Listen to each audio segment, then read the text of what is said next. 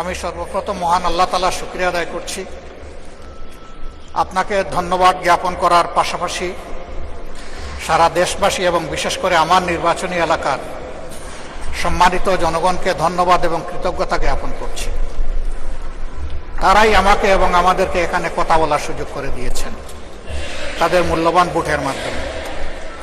আমি গভীর শ্রদ্ধার সাথে স্মরণ করছি 47, 52, 71, 90 শাপলা চত্বরে সম্মানিত শহীদবৃন্দকে এবং ফ্যাসিস্ট আমলে 15.5 বছর যারা নির্যাতিত হয়ে দুনিয়া থেকে বিদায় নিয়েছেন, লড়াই করেছেন, আহত হয়েছেন, পঙ্গু হয়েছেন, আয়নাগরের বন্দী হয়েছেন, বিভিন্নভাবে যারা নিগৃহীত হয়েছেন, বিশেষভাবে আমি গভীর শ্রদ্ধার সাথে স্মরণ করছি 24 জুলাইয়ে যারা বুক চিতিয়ে লড়াই করে আমাদেরকে আজকের এই সংসদ গঠন করার সুযোগ তৈরি করে দিয়েছেন।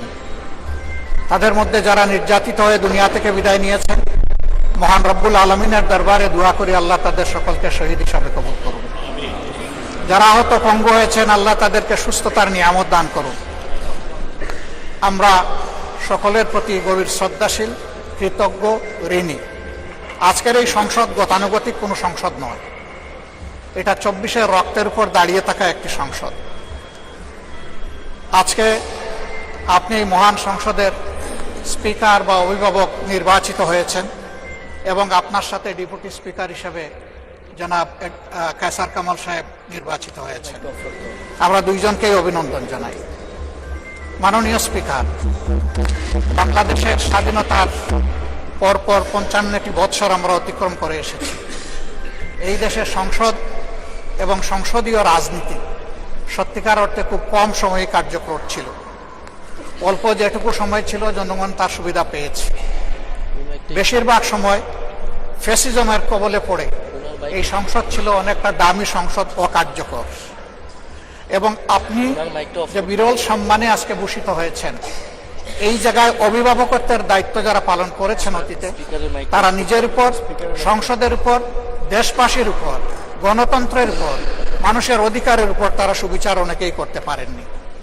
আমরা আশা করি আপনার এই অভিভাবকত্বের জায়গা থেকে, আপনি যদিও একটা দল থেকে নির্বাচিত হয়ে সংসদে এসেছেন, কিন্তু ইতিমধ্যেই আপনি ঘোষণা দিয়েছেন যে আপনি জাতীয়তাবাদী দলের স্থায়ী কমিটির সদস্য পদ থেকে পদত্যাগ করেছেন।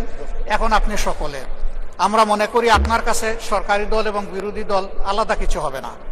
আপনার কাছে আমরা সুবিচার পাব, জাতির কল্যাণে যে কথাগুলো বলতে চাইব সেই কথাগুলো বলার সুযোগ আপনার কাছ থেকে পাব। আপনার নেতৃত্বে এটি একটি গতিশীল সংসদ হবে, এটা আমরা আশা করতে চাই।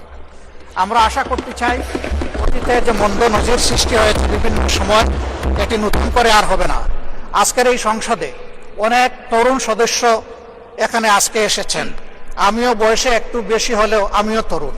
আমার জীবনে এটা প্রথম এই সংসদে ঢুকে, সুতরাং আমিও তরুণদের একজন। সেই তরুণরা যারা এখানে প্রাজ্ঞ আছেন, অতীতে যারা এই মহান সংসদের সদস্য বারবার নির্বাচিত হয়েছেন, তাদের কাছ থেকে আমরা ভালো কিছু শিখব। আমরা অতীতের সংসদগুলোতে দেখেছি এখানে দেশের মানুষের কল্যাণ বিবেচনায় আলোচনা না হয়ে মানুষের চরিত্র হননের জন্য এখানে বিপুল সময় ব্যয় করা হয়েছে। আমি আপনাকে বিনীতভাবে অনুরোধ করব, এই সংসদ যেন কারো চরিত্র হননের কেন্দ্রে পরিণত না হয়। আপনার কাছ থেকে কেউ সামান্যতম সুযোগও যেন এই ব্যাপারে না পায়। আমরা চাই এই সংসদ শুধুমাত্র জনকল্যাণে প্রতিষ্ঠিত হবে এবং পরিচালিত হবে। আমি আস্থাশীল, গভীর আস্থাশীল, আপনি একজন লড়াকু মুক্তিযোদ্ধা, আপনি পারবেন ইনশাআল্লাহ এই সংসদকে সফলভাবে নেতৃত্ব দিতে। আমরা আপনার সঙ্গত প্রত্যেকটি বিষয়ে কথা দিচ্ছি, আমরা আপনাকে সমর্থন দিব, সহযোগিতা দিব, আপনার জন্য দোয়া করব। আমরা আপনার কাছ থেকে শুধু ইনসাফ আশা করব। আপনি যদি এই সংসদের উপর ইনসাফ করেন তাহলে 18 কোটি মানুষের উপর ইনসাফ করা হবে। কারণ রাষ্ট্রের গুরুত্বপূর্ণ 3টি অঙ্গের একটি হচ্ছে সবচেয়ে গুরুত্বপূর্ণ অঙ্গ। এই অঙ্গটা যখন সুস্থ সবলভাবে পরিচালিত হবে, বাকি 2টা অঙ্গ সরাসরি সেইভাবেই কাজ করবে। মাননীয় স্পিকার, আবারও বলি, জুলাইয়ের রক্তের উপর দাঁড়িয়ে এই সংসদ, জুলাইয়ের একটা প্রত্যাশা ছিল, একটা মাত্র স্লোগান ছিল, উই ওয়ান্ট জাস্টিস। আমি আবার এটা এখন উচ্চারণ করলাম, উই ওয়ান্ট জাস্টিস।